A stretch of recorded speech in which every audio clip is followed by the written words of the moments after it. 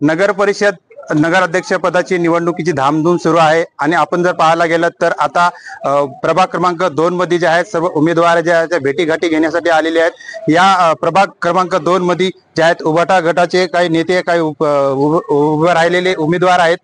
ते कोणत्या मुद्द्यावर निवडणूक लढणार आहेत, त्यांचे काय प्रलंबित अशा या भागामध्ये राहिलेल्या अडचणी आहेत, त्या मुद्द्याला धरून ते निवडणूक लढणार आहेत। तर या प्रभागातून जे आहेत मिलिंद उभे आहेत, त्यांच्याकडून जाणून घ्या की या ठिकाणी कोणते प्रलंबित असे मुद्दे आहेत, ते मुद्दे घेऊन आपण निवडणूक लढणार आहात। हे बघा, घंटागाडीचा कचऱ्याचा खूप मोठा प्रश्न आहे। ती येतच नाही घंटागाडी, आम्ही कितीदा वारंवार फोनही लावले तरी येत नाही।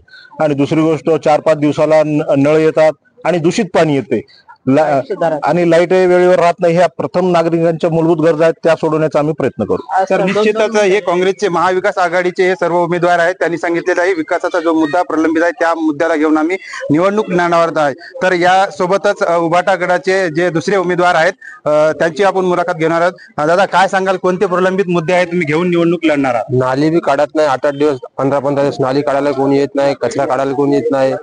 नाली काढले तसे सोडून जातात, 8-8 दिवस आपल्याला फोन लावावा लागते सगळ्यासाठी। तर अजून कोणते मुद्दे असणार आहे की तुम्ही ते लाईट गेली तर 2-2 तास लाईट येत नाही, दिवसातून 4-5 तास लाईट जाते।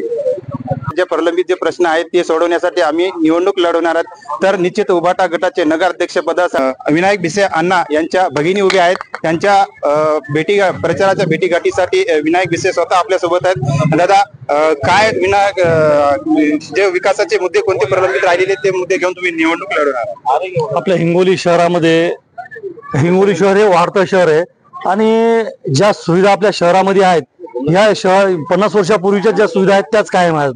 पण हिंगोलीची आता लोकसंख्या जवळपास दीड लाखाच्या जवळपास गेलेली आहे। पाण्याचे जे मुख्य नळ लाईन आहे तर वेगवेगळ्या ठिकाणी याच्या टाक्या व्हायला पाहिजे आणि ज्या जुन्या टाक्या आहेत त्याच टाक्यावर संपूर्ण शहराला पाणी सोडले जाते आणि आपण नळपट्टी 365 दिवसाची भरतो, पण हे आपल्याला पाणी किती 8 दिवसाला एकदा देतात। तर याच्यासाठी आपल्याला ही टाकीची संख्या वाढवावी लागणार आहे आणि वेगवेगळ्या भागामध्ये टाक्या वाढवून त्याचे वितरण हे तिसऱ्या दिवशी आमचा असा प्रयत्न राहील की नळाला पाणी तिसऱ्या दिवशी आलं पाहिजे, याप्रमाणे आम्ही त्याची रचना करणार आहोत। त्यानंतर हिंगोली शहरामध्ये भाजी मंडी असेल, फ्रूट मंडी असेल, फूल मंडी असेल, त्यानंतर शेतकऱ्याचे जे ग्रामीण भागातून दूध घेऊन येतात त्यांची दूध मंडी असेल, हे प्रश्न असे अनंत प्रश्न आहेत। लाईट, नाली आणि रोड हे तर सर्व प्रश्न आहेच आहे, पण ज्या प्रमाणात हिंगोली शहर वाढत आहे त्या प्रमाणामध्ये आपल्या हिंगोली शहरामध्ये सुविधा देण्याचा आम्ही प्रयत्न करू। लहान भगिनी अर्चना श्रीराम भिसे हे नगराध्यक्षाचे उमेदवार आहेत आणि मागच्या नगरपालिकेमध्ये नगरसेवक सुद्धा होत्या आणि मी मागच्या 20 वर्षापासून नगरपालिकेमध्ये नगरसेवक आहे आणि या नगरपालिकेचा कामाचा आम्हाला चांगला परिचय आहे आणि हिंगोली शहरातल्या ज्या समस्या आहेत त्या समस्याची सुद्धा आम्हाला जाण आहे।